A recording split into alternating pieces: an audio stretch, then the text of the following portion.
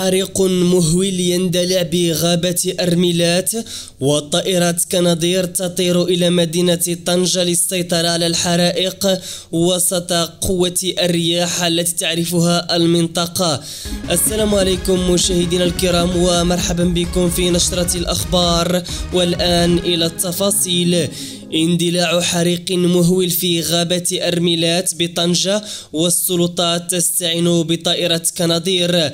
حالة استنفار للسلطات في مدينة طنجة لتطويق حريق مهول اندلع في غابة أرميلات، حيث تمت الاستعانة بطائرات كناضير من أجل إخماد النيران التي التهمت أجزاء واسعة من الملك الغابوي في المنطقة.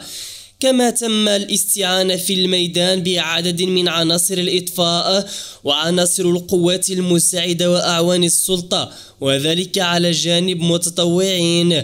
وتجهل ملابسات اندلاع الحريق في وقت تشير فيه تقارير إلى أن موسم الصيف الحالي سيشهد موجة من الحرائق الغير معهودة بسبب الارتفاع الغير المسبوق في درجة الحرارة.